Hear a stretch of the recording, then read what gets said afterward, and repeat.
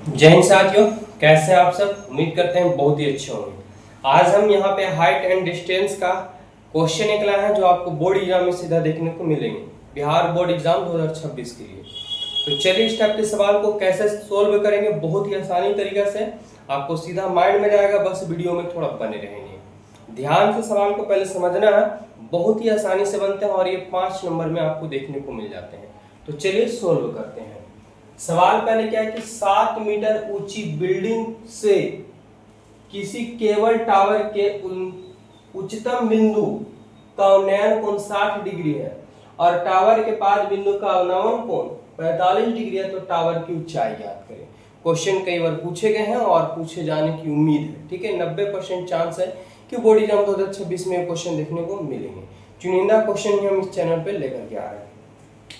तो सबसे पहले हाई एंड डिस्टेंस बनाने के लिए आपको ध्यान रखने होंगे धरती का, जमीन का, क्योंकि जो भी टिका हुआ है उस क्षैतिज पे ही टिका हुआ है, नहीं धरती पे ही टिका हुआ है।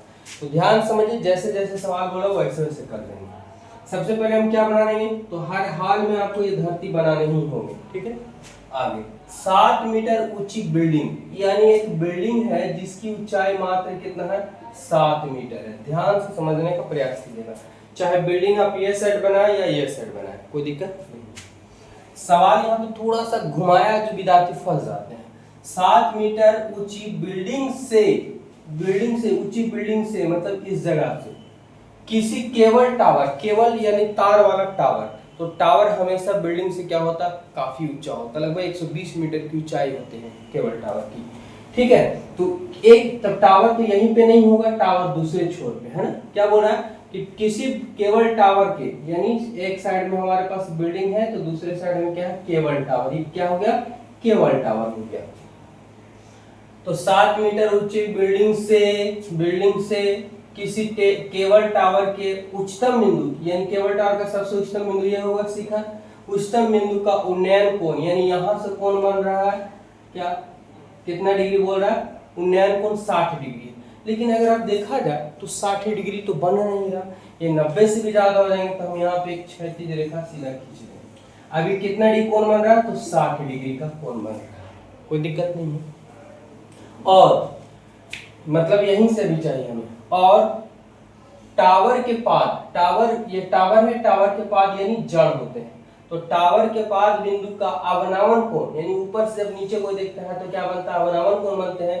तो टावर के पाद, यानी यहां से क्या लेना है, टावर के पाद ये होते हैं, तो टावर के पाद का अवनमन कोण, यानी इस बिंदु से ही टावर के पाद का अवनमन कोण कितना डिग्री है, तो 45 डिग्री। ये हमारे पास 45 डिग्री होगी। तो जब ये 45 है तो ये भी क्या हो जाएगा, 45। एकांतर कोण हमेशा क्या होते हैं, समान होते हैं। तो टावर की ऊंचाई ज्ञात करना है, इसकी ऊंचाई ज्ञात करनी है। ध्यान से समझ में आ गया होगा बहुत ही अच्छे ढंग से। सवाल कह रहा है आपको धरती बना लेनी है, हर हाल में हर क्वेश्चन में बनेंगे। एक 7 मीटर ऊंची बिल्डिंग है, बिल्डिंग से मतलब इस जगह को पकड़ लेना है। एक केबल टावर, यानी एक साइड क्या होंगे, तो केबल टावर के शिखर का यानी उच्चतम बिंदु का उन्नयन कोण 60 डिग्री है, 60 बना दिए। फिर बोल रहा है कि टावर के ही पाद का, यानी कंफर्म कि यहीं से बोल रहा है, तो टावर के पाद का उन्नयन कोण, अवनमन कोण 45 डिग्री दिया। ये 45, ये भी 45 कंप्लीट है हमारे पास। अब चलिए देखिए कैसे याद होगा। यहाँ पे सबसे पहले हम क्या करना होगा कि सबका नामकरण करने होंगे, ए बी सी डी और ई, कोई भी नाम दे सकते हैं अपने मन से। अब बारी होती है लिखने का थोड़ा सा स्टेटमेंट, इसे कैसे लिखेंगे बस देखते जाइए। सबसे पहले कि आप जैसे जैसे जो सवाल बोला है आधा सवाल को उठा के लिख दीजिए, आपका कंप्लीट। अगर नहीं आता तो, और आता तो थोड़ा सा दिमाग लगाओ, इसी में से जोड़ के लिख देना। क्या माना कि सी डी क्या है, बिल्डिंग है, ए बी क्या है, केबल टावर है, बिल्डिंग से शिखर का उन्नयन कोण 60 डिग्री और पाद का अवनमन कोण 45 डिग्री। अतः हमें बिल्डिंग की ऊंचाई ज्ञात करनी है, ये भी कंप्लीट हो गया। इतना भी स्टेटमेंट आप क्या कर सकते हैं, लिख सकते हैं, यहाँ पे कोई दिक्कत नहीं। तो चलिए हम लिखते हैं, माना कि ए बी एक क्या है, केबल टावर है ना, केबल टावर है, तथा देखिए ए बी क्या हमारे पास केबल टावर है, तथा सी डी क्या है, सी डी बिल्डिंग है, सीडी एक बिल्डिंग है ना, बिल्डिंग। जिसका उन्नयन कोण, या छोड़ दीजिए इतना, अतः हमें क्या ज्ञात करनी है, तो टावर की ऊंचाई ज्ञात करनी है। कंप्लीट है, बाकी हम यहाँ दर्शाएंगे। तो दर्शाने के लिए सबसे पहले आप समझें कि ए बी हमारे पास क्या मान दिया हुआ, तो कहेंगे सर ए से बी तक हमारे पास मान कोई दिया हुआ नहीं है। अच्छा बात करिए, जब ये 7 मीटर होंगे, ये भी हमारे पास क्या होगा, 7 मीटर होगा। जो ये मान होगा यही मान ये होगा। अगर हम इसे x मानते हैं तो ये भी क्या हमारे पास हो जाएगा, x हो जाएगा। कोई दिक्कत नहीं है। चलिए इसे ना भी मान सकते हैं तो कोई झंझट नहीं है। चलिए हम बिना माने बनाते हैं, आपको मानने की भी जरूरत नहीं पड़ेगी। देखेंगे कि CD का जो मान हमारे पास है, CD का मान है वही हमारे पास EB का मान है। क्या EB का मान है, दोनों का मान क्या है, तो 7 मीटर है। कंप्लीट है, जरा सा भी झंझट नहीं होगा, बस वीडियो में बने रहिएगा। अगर हम बात करें कि पूरा मान हमें पता नहीं है, लेकिन इतना मान हमें पता है, अगर हम इस मान को पता करेंगे तो क्या होगा, तो पूरा में से अगर हम इसको घटा देते हैं तो क्या ये मान मेरे पास आ जाएगा, कहेंगे सर बिल्कुल सर आ जाएगा। यानी ए का मान अगर हम निकालते हैं, ए का मान निकालते हैं ए का, तो पूरा बड़ा में से छोटा को घटा देंगे। पूरा बड़ा का नाम क्या है, तो ए बी नाम है, छोटा का नाम क्या है, तो ई बी नाम है। अगर हम बात करें कि ए बी का है, लेकिन ई बी का मान हमारे पास 7 पता है, ए का मान हम निकाल लिए। चलिए अब कोण को दर्शाते हैं। कोण अब बीच में उसी को रखा जाता है जिस पर कोण बनते हैं। तो यहाँ पे बीच में क्या कोण बन रहा है, सी पे क्या होगा, तो ए त्रिभुज ए सी और ई कितना डिग्री कोण बना, तो 60 डिग्री कोण बना है। यानी हम यहाँ पे करेंगे ए सी और ई कितना डिग्री का, 60 डिग्री का। अब बात करें हम कि इसमें अगर हम देखना चाहेंगे तो इस त्रिभुज में अगर बात करें तो बी सी और ई कितना डिग्री बन रहा है, 45 डिग्री। अच्छा वही कोण को अगर हम इधर घुमाना चाहेंगे तो सी बी और डी कितना डिग्री बन रहा है, 45। दोनों आपस में क्या हो गए, बराबर है। चलिए हम इधर सा देते हैं, कोण सी के बाद क्या इधर से लेते हैं, कोण सी बी डी, जो सी बी डी यानी जो बी पे बन रहा है वही कोण सी पे बन रहा है, तो इस त्रिभुज में इधर हो जाएंगे, तो बी सी या ई सी बी लिख सकते हैं। क्या हो जाएंगे, ई सी और बी कितना डिग्री, 45 डिग्री। कोई दिक्कत नहीं है। अब चलिए यहाँ पे हम चलने का प्रयास करते हैं। सबसे पहले हम ऊपर वाले त्रिभुज में चलते हैं। तो देखें क्या होंगे, त्रिभुज हमारे पास है ए ई सी में क्या हो जाएंगे, तो कितना डिग्री चलेंगे, तो ध्यान समझिएगा कि साइन से चलेंगे, कोस से चलेंगे कि टेन से चलेंगे।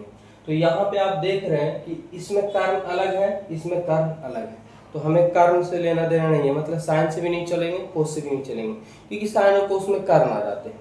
लेकिन अगर हम टेन से चलते हैं तो हमें लंब लेना, क्योंकि थीटा समभुजा लंब होती है, तो लंब हमें निकालना है। और आधार जो है वो दोनों त्रिभुज का आधार सेम है, तो लंब और आधार किस में आते हैं, तो कर्ण में आते हैं। तो या तो टेन से चल सकते हैं या तो कोट से चल सकते हैं। तो हम त्रिभुज एबीसी में tan थीटा, क्या tan थीटा, और tan कितना होता है, थीटा के स्थान पे क्या दिया हुआ, 60 डिग्री दिया हुआ। अब tan थीटा का फॉर्मूला होता है p/b, p यानी थीटा के सामने की भुजा को लंब कहते हैं। तो लंब का मान हमारे पास ए हो गया, ठीक है। अच्छा आधार, तो आधार हमारे पास क्या होगा, जो E और C है ना, CE बोल सकते हैं, कोई दिक्कत नहीं है। tan 60 का मान √3 होते हैं। क्या ए का मान हमें पता है, ए का मान तो पता नहीं है, लेकिन ए का मान अगर हम निकाल चुके हैं तो क्या आया हमारे पास कि AB -7 आया है। अच्छा इसे मान पता है CE का, नहीं, CE का मान हमें पता नहीं है। चलिए यहाँ से इसी का मान हम पता कर लेते हैं। 30 से 30 गुना करेंगे तो CE, ठीक है, CE जो है और AB 1 गुने AB करेंगे तो AB हमारे पास -7 हो जाएंगे। क्या कि हम इस मान को यहाँ करेंगे और इस मान को यहाँ कर देंगे, तो √3, क्योंकि बराबर में तिरछा गुना होता है। तो ये मान यहाँ चले आएंगे और फिर गुना का उल्टा भागा यही चला जाएगा, यानी हम इतना लिख सकते हैं। समीकरण फर्स्ट, कोई दिक्कत नहीं है। पुनः अगर हम चलते हैं कि इस त्रिभुज हमारा कंप्लीट हुआ और ये दोनों त्रिभुज आपस में समान है, तो हम चाहे इस त्रिभुज में चले या इस त्रिभुज में चले, कोई दिक्कत नहीं है। तो चलिए इस त्रिभुज में ही चलते हैं। तो त्रिभुज क्या हो जाएंगे, त्रिभुज देखेंगे C D B, C D और बी में क्या होंगे, तो tan कितना डिग्री, तो tan 45 डिग्री, tan थीटा और p बटा b, इसमें हम tan 45 चले और tan थीटा और p बटा b होते हैं, तो थीटा सन हो जाएगा लंब, लंब हमारे पास क्या हो जाएगा, तो लंब हो जाएगा हमारे पास सी डी। अच्छा आधार, आधार का मान क्या हो जाएगा हमारे पास, ये हो जाएगा db हो जाएंगे। tan 45 का मान की बात करें तो कितना होगा, तो 1 होगा, देखिए यहाँ पे हम बना रहे हैं, tan 45 का मान 1 हो जाएंगे। अच्छा CD का मान हमें पता है, क्योंकि CD और EB का मान हमें पता था क्या, 7, यहाँ पे हम 7 बैठा देते हैं। DB, अच्छा ध्यान समझिएगा कि जो DB का मान था वही मान CE का मान है, दोनों आपस में क्या है, समान है, तो हम DB ना लेकर के हम CE लिख सकते हैं। तीसरे चीज गुना करेंगे तो हमारे पास CE हो जाएंगे बराबर 7 गुने करेंगे 7, समीकरण 2 हो जाएंगे, है ना, बहुत ही आसान, देखते जाइए। समीकरण 1 में हम CE का मान निकाल चुके हैं और समीकरण 2 में ही CE का मान हम निकाल चुके हैं। अब ये अगर बात करें कि यहाँ पे कैसे लिख देते हैं सर, जैसे DB है और DB ना लेकर के हम C लिख दिए हैं, तो हम यहाँ पे ही दर्शा चुके हैं, चाहे आप यहाँ पे भी हम क्या कर सकते हैं, दर्शा सकते हैं, कोई दिक्कत नहीं। चाहे तो आप लिख सकते हैं, क्या लिख सकते हैं कि जो DB है, ठीक है, वो CE के आपस में बराबर है, इसलिए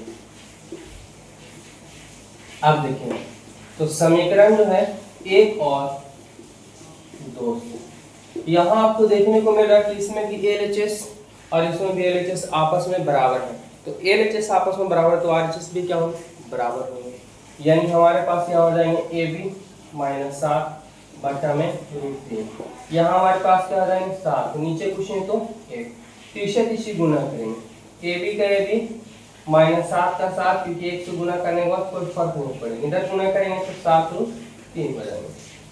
हमें मान निकालना AB का, AB निकालेंगे तो 7√3 हो जाएंगे, माइनस में इधर गया तो हमारे पास प्लस में। अब देख रहे हो कि यहाँ भी √7 और यहाँ भी √7, सॉरी 7 और 7 दोनों में है, लेकिन √3 लगा हुआ इसमें, तो ये जुटेगा आपस में नहीं, क्योंकि परिमेय और अपरिमेय के रूप में आ जाते हैं, है ना। तो यहाँ पे हम क्या कर सकते हैं, 7 कॉमा ले सकते हैं, क्या आएगा, √3 + 1 आएंगे। अगर हम बात करें तो इतना भी आंसर आपका हो सकता है, लेकिन चलिए अगर इसको और तोड़ने का मन करता है तो आप जानते हैं कि √3 का मान होता है 1.732 और +1 का 1 होता है। चलिए AB का AB हमारे पास है, अब देखें कि 7 का 7 है और अगर इसको हम जोड़ते हैं तो ये को एक क्या हो जाएंगे, 2.732 AB। चलिए गुना तो आता ही होगी, क्योंकि 7 गुने यहाँ पे हमारे पास 2.732 गुना करना है। अब देखिए क्या आता है, चलिए गुना कीजिए, 7 गुना 14 का 4, हाथ में 1 आ जाएंगे, 7 × 21 और 1 22, हाथ में 2 हो जाएंगे, 7 × 7 49, 49 और 2 50, 51 के 1, हाथ में 5 आ जाएंगे, 7 × 14, 14 5 19, ठीक है, कितने अंक के बाद दशमलव, 1 2 3 अंक के बाद दशमलव, 3 अंक के बाद दशमलव दे देते हैं, तो AB जो हमारे पास आया 19, दशमलव के बाद 2 ही अंक लिखेंगे, कोई दिक्कत नहीं है, मीटर, मीटर में था, मीटर में। अब यहाँ पे थोड़ा सा और लिख देना होगा, अतः टावर की ऊंचाई, टावर की ऊंचाई क्या था, AB माने थे, है ना, टावर की ऊंचाई AB बराबर कितना आंसर आया, 19.12 मीटर, और यहाँ पे आंसर कर देना। हाँ जी, आपका 5 नंबर कंप्लीट हो गए। तो उम्मीद कर रहे हैं कि बहुत ही अच्छे से आप लोग को समझ में आए होंगे। इसे स्क्रीनशॉट लीजिए और 1-2 बार जरूर रिपीट कर लीजिएगा, क्योंकि बोर्ड एग्जाम 2026 में देखने को मिलेंगे। बड़े चैनल को आप लोग बहुत सपोर्ट करते हैं, छोटे चैनल को जरूर सपोर्ट करें, क्योंकि ये पुराना मेरा नया चैनल है और इस पर हम आप लोग के लिए काम कर रहे हैं। और साथ ही साथ बता दें आप लोग कि पूरा साइंस हो, सोशल साइंस हो, मैथ हो, chapter by chapter objective clear हो रहे हैं, तो हमारे चैनल से ज्वाइन कीजिए। धन्यवाद, जय हिंद।